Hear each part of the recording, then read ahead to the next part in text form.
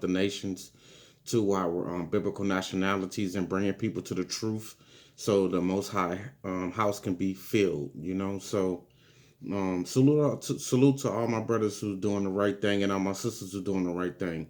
Okay, so right now what I'm gonna do is I'm gonna go into a prayer and then get this lesson started. So our Father, Mother, who art above and within, hallowed be thy name in twofold Trinity, in wisdom, love, and equity, thy kingdom come to all. Thy will be done as in heaven, so in earth. Give us day by day to partake in thy holy bread and the fruit of thy living vine.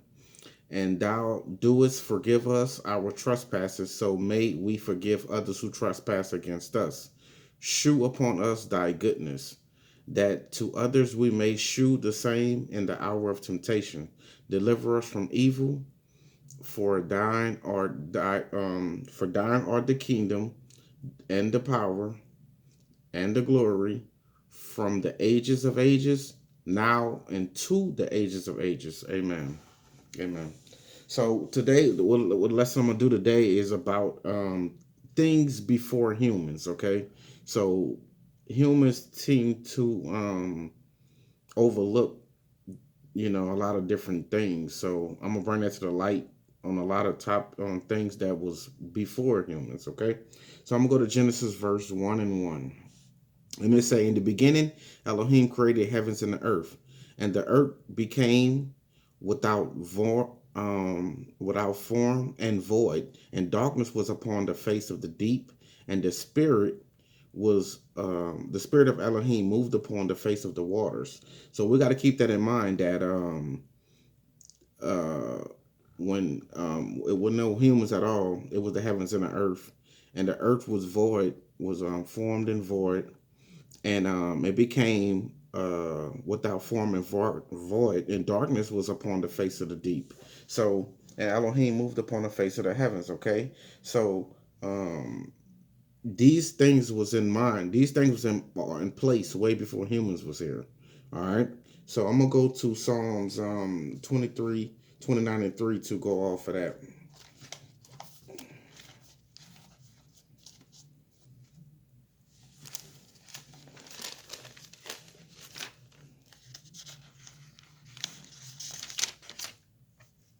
All right, it say, the voice of Yahweh is upon the waters, and El of glory thunder. Yahweh is upon many waters. So there you have it. When he say his voice was upon, um, and the spirit of Elohim was moved upon face of the waters because of Psalms 93.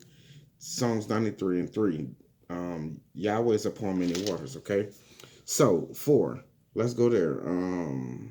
And Elohim called the light day, and the darkness he called night.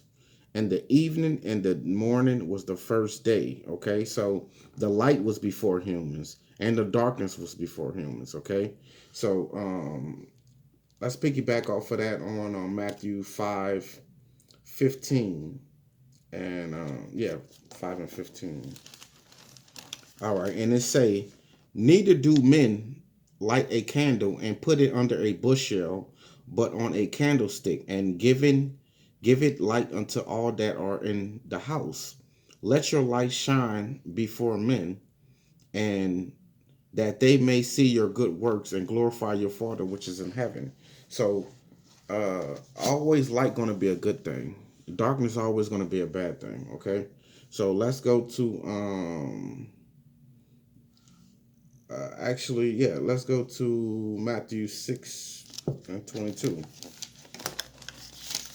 just to get at a little bit more understanding. "The light of the body is the eye. If therefore thine eye be single, thy whole body shall be full of light." 23. "But if thine eye be perverted, the whole body shall be full of darkness. If therefore the light that is in the dark be darkness, how great is that darkness?" So that there you have it with the light and the darkness, which was before human. The light of the body is the eye. If therefore the eye be single, thy whole body shall be full of light. But if thine eye be perverted, thy whole body shall be full of darkness. If therefore the light that is in the darkness, how great is that light? Okay, so there you have it. How great is that light? You want to be of light. All right. So let's go to verse 5. And Elohim called the light day, and the darkness he called night, and the evening and the morning was the first day. 6. And Elohim said, let there be a firmament in the midst of waters, and let it separate the waters from the waters. Okay, so this was a different type of water that was in verse 2, because the water that was in verse 2 wasn't even formed yet.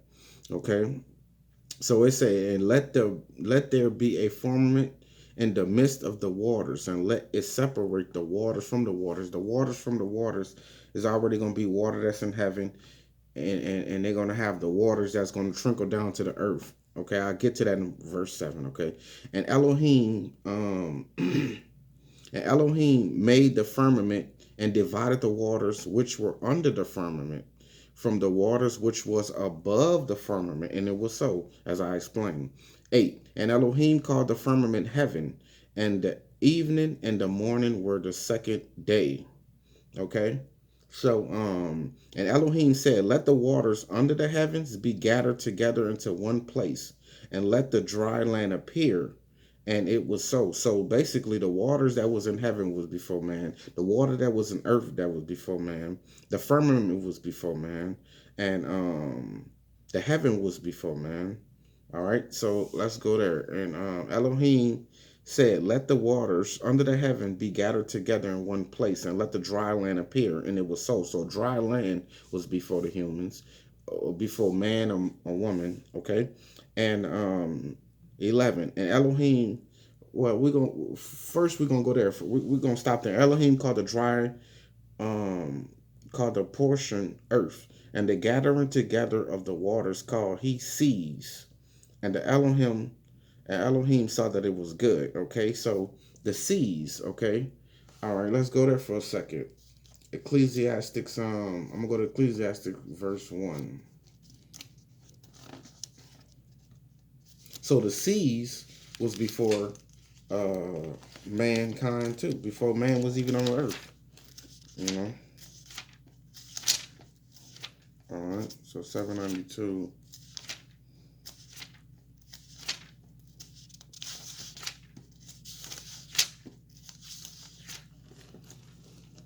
And it reads, and all the rivers run into the sea, yet the sea is not full unto the place from whence the rivers come, thither they run again. Okay, so let's get that again. It say all the rivers run into the sea, yet the sea is not full unto the place from which the rivers come, thither they return again. Okay, so all the rivers run into the sea, which would be before man. So all the rivers run into the sea. Let's go to Proverbs 8, chapter 8, verse 92. If the rivers run into the sea, you would think, why haven't the sea overpopulated and destroyed everybody and drowned everybody? It could easily, all these rivers is let's go there for a second. Okay, how many, when you think about rivers, okay, let's name a few. It's the Mississippi River, the Missouri River, the Colorado River, the Rio Grande, the Columbian, the Idaho, the Red, the Yukon, Arkansas, the St. Laurent, the Snake River, Potomac River, Hudson, Tennessee, Canada, Gila, Alabama, Kansas, Pecos. I'm just naming a few rivers. And there's 76 of them. There's 76 rivers, okay? And in the world, over 1,000 miles long. A lot of people think that rivers flow south, okay? But 4 out of the 10 longest rivers in the world flow north. And the United States alone has around 3.5 million miles of rivers. There you have it. And all these rivers run into the sea. How many seas are there? 7. But first, the biggest river that's in the world is the Amazon River, and that's 3,000 to 980 miles long. Okay, so you could research that if you want. But it's 7 seas, so every single river going to run into the sea. Okay, how many seas is it? It's 7. The Arctic, the Arctic, the North Atlantic, the South Atlantic, the North Pacific, the South Pacific, the Indian River, and the South Oceans. Yeah, the Southern Ocean River. Okay, I mean seas. So all these seas is 7 seas. And I'm sorry, ain't no such thing as an ocean. You know, that's man-made. So you can't find book, chapter, and verse, no ocean in the Bible. So the rivers run into the seas, okay? So let's get back on topic to where we was with the seas. And it say, well, let's go to Proverbs 8, 8 verse 29.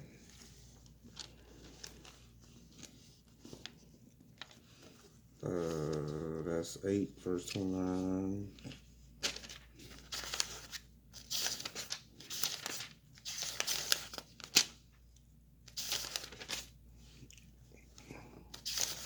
And it reads, bear with me, bear with me. And it reads,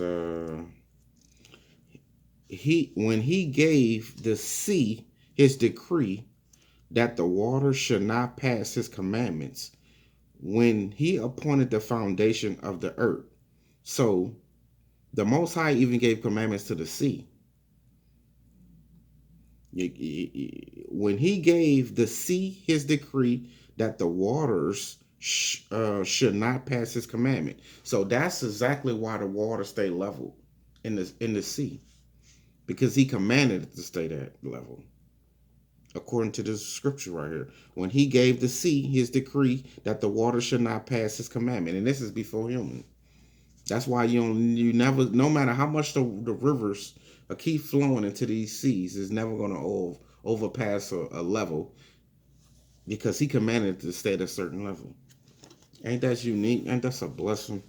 Ain't no man can stop that.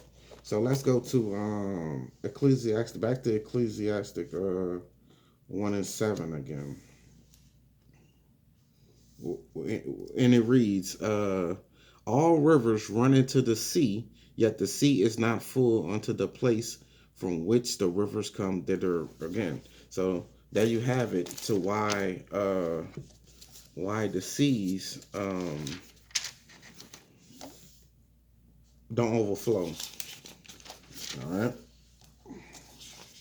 And this is everything before man. All right. So let's go back to, all right, I'm going back to, oh, actually, I'm going to go to Nahum 1 and 4.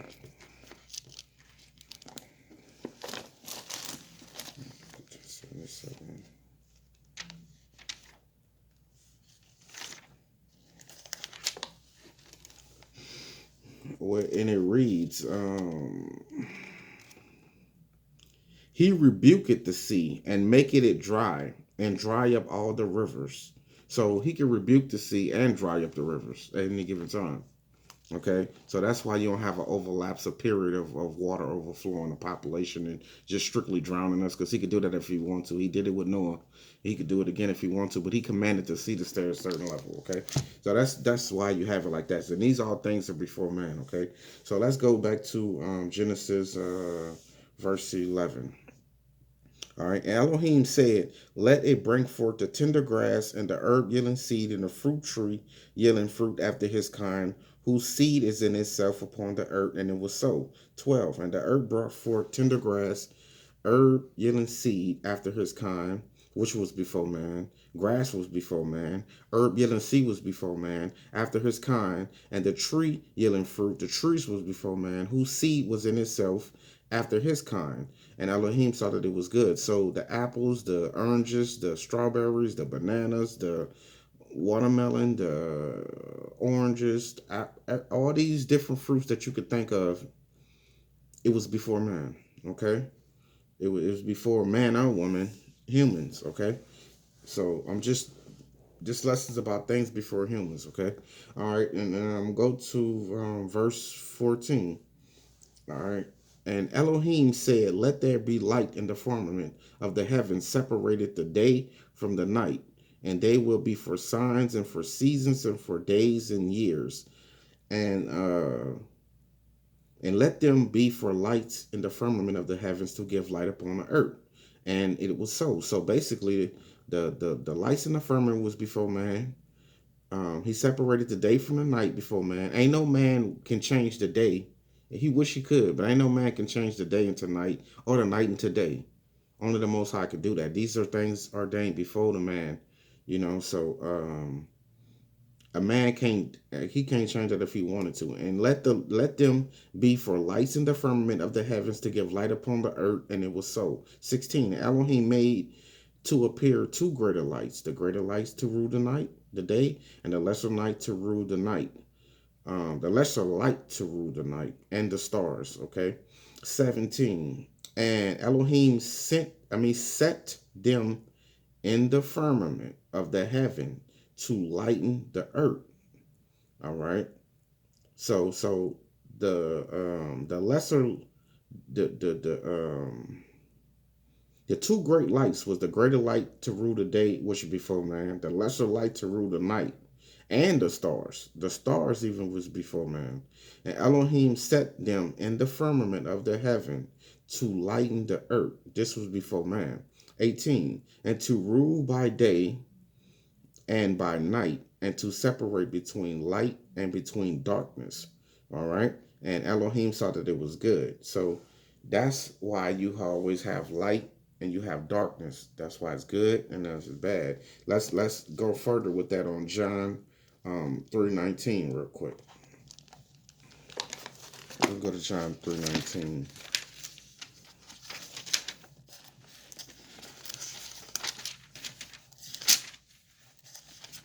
All right.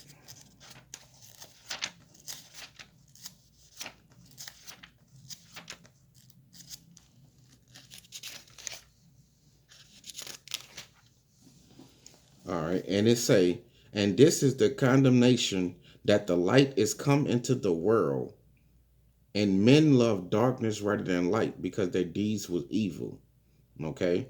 So I'm gonna read that again. And this is the condemnation. The light is coming to the world. So the Most High brought the stars. He brought the light. He brought the day, and he brought, the lesser light, the two great lights. But and men love darkness rather than light, because their deeds was evil. So if you got to think about it, men do love darkness rather than light. Think about it. When a person gonna go to a concert, where it's gonna be at? It's going to be most likely at night. When the people want to go to strip clubs, what time is going to be? Is going to be mostly at night. When people want to go clubbing, that's most likely at night. That's why men and women love darkness rather than light. In the light time, you got an attitude. Probably when you go to one of your kids' assemblies or something like that, they got, you know, um, something going on when they was in school before the Most High sat them down to be with you. When they was in school and they had like assemblies and things like that, you had to attend that. That was the light. That's a great thing to see your kids, conduct or business in that type of order like that. And some parents have an attitude, I gotta go here and this and that, and they can't wait to get back to nighttime so they can, do their deeds. Men love darkness rather than light. So, you know, um,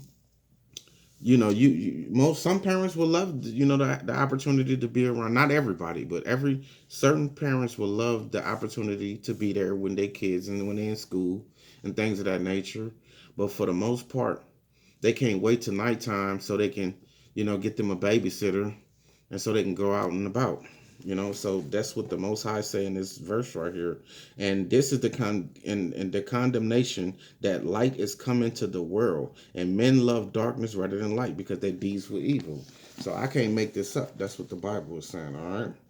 And I'm gonna go to verse 20 real quick.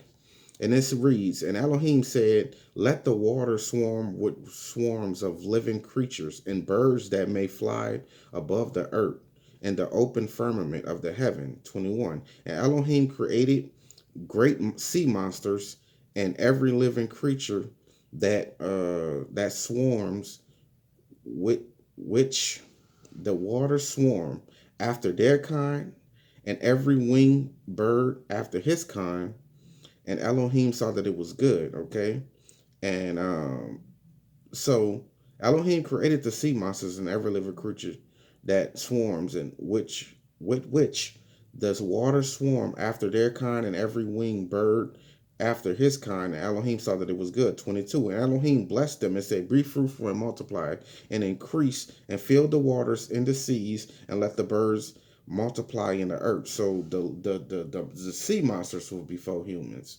The living creatures was before humans that swarmed around, that was before humans, which was water, which which was in the water, that was before, which everything that was in the seas and rivers and things like that, and after their kind, and every winged bird after his kind. So even the birds was here before humans, and we tend to think that we was before them some type of way because we treat them all like nothing and hunting them down. But it's certain people that do that. The children of the light have no participate in that type of behavior, but the children of the dark go behind the children of the dark and do what the children of the dark do.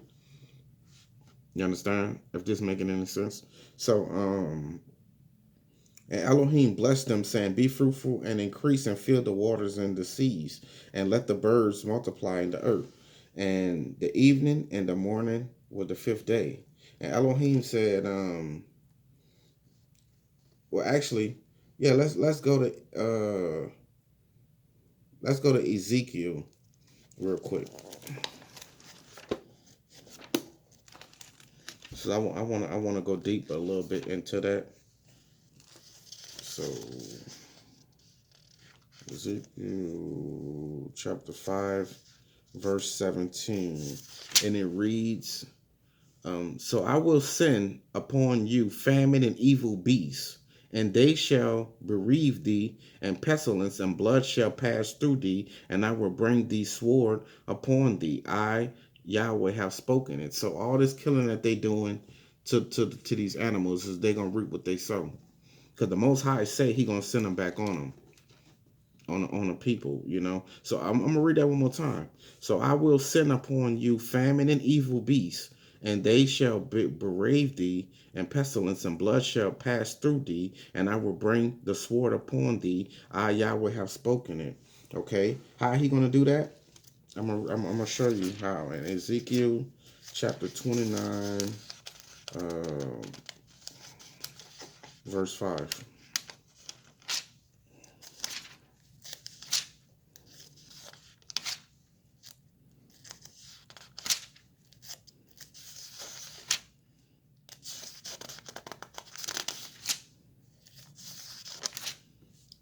Verse 5, and it reads, and I will leave thee thrown into the wilderness, thee and all the fish of the rivers. Thou shalt fall upon the open fields, thou shalt not be brought together, nor gathered. I have given thee for food to the beasts of the field and to the fowls of the heavens. So all this stuff that man's is doing towards his chosen creatures will not be in vain, just like a lot of things that won't be in vain. But I'm just bringing out things before humans. Okay, so these are things that was here before humans, all right? So let's go to 20, verse 25. And Elohim said, let earth bring forth living creatures after their kind, cattle after a creeping thing, and beasts of the field. Keep that word, beasts of the field. Creeping thing and beasts of the earth after their kind, and it was so. And Elohim made the beasts of the earth after their kind, and cattle after their kind, and everything that creepeth upon the ground after his kind. Elohim saw that it was good. Elohim saw that it was good. Okay, all right. So let's go to something else. We can actually go to 3:1. Now, if the beasts that he made that was in chapter Genesis chapter 1, verse 24. All right, let's read a particular beast that he already made before humans was here. All right, let's go there. Chapter 3, verse 1. Now the serpent was more subtle than any beast of the field which Yahweh Elohim had made. There you have it. So the serpent was even more subtle than any beast that he made, and that was before humans. All right, so let's go to the garden real fast. The garden, and that's was made before mankind too. So all right, I'll go there real quick. Let's go to Genesis 2, verse 5. And it reads, and Yahweh Elohim planted a garden eastward in Eden. Okay. So he planted a garden eastward in Eden. Verse 6. And out of the ground made Yahweh Elohim, to grow every tree that is pleasant to the sight and good for food, the tree of life in the midst of the garden, and the tree of knowledge of good and evil. Okay. And it reads 7, and a river went out of Eden to water the garden. So if you have a garden, how would it get watered? You're about to find out how was this garden get watered, okay, before man was even here. And from thence it was parted and became into 4 heads. The name of the first is Pison. That is it which compasseth the whole land of Havilah. There is gold, and the gold of that land is good, and there is selenium and oxystone there. So even gold was before human, according to the scripture. Gold was even here before man was even put in a garden of Eden, and water that went through the river, which is one of the rivers, Pison. Okay, so let's go to 10. And the name of the second river is Gihon, and the same is it that compasseth the whole land of Cush. So this second river, 1 and 2, watered the Garden of Eden. It needed that water. Okay, 11. And the name of the third river is Hiddekel, that is in which that goeth toward the east of Syrian, and the fourth is the river of Euphrates. I just wanted to mention that to show you that these things was here before mankind was here. And then I'm going to go back to verse 5 so you can read the rest. And Yahweh Elohim planted the garden eastward in Eden, and there he put the man who he had formed. There he put the man who had formed. Now let's go to 12. And Yahweh Elohim took the man and put him into the Garden of Eden to dress it and to keep it. So it was already established before humans. So, all he had to do was keep up the job and keep up the, to keep up the good work. But, we fall short, So let's go to, but these are things before humans, all right? Let's go to Proverbs 8:22 to prove who was here the whole entire time before humans as well too. All right, so Proverbs 8:22, and it reads, Yahweh possessed me in the beginning of his way before his works of old. Okay, so let me say that one more time. Yahweh possessed me in the beginning of his ways before his works of old. I was set up from everlasting, from the beginning or ever the earth was. Okay. Where there was no depths, I was brought forth. When there was no fountains abounding with water. All right. Before the mountains were settled, before the hills was I brought forth. While as yet he had not made the earth, nor the fields, nor the highest part of the dust of the world. When he prepared the heavens, I was there. When he set a compass upon the face of the depth. When he established the cloud above, when he strengthened the fountains of the deep, when he gave the sea his decree that the waters should not pass his commandment, when he appointed the foundations of the earth. Then I was by him as one brought up with him, and I was daily his delight, rejoicing always before him. So his son, Yahweh ben Yahweh, was always there with him. He was there before the depths, before the mountains, before the foundations, before the hills, before all these things. He was there. I just read it. He was just there. All right. So let's go to John 14:12.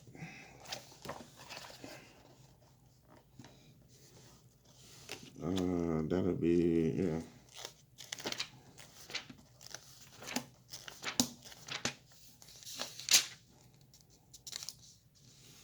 It's John 14:12. And it reads,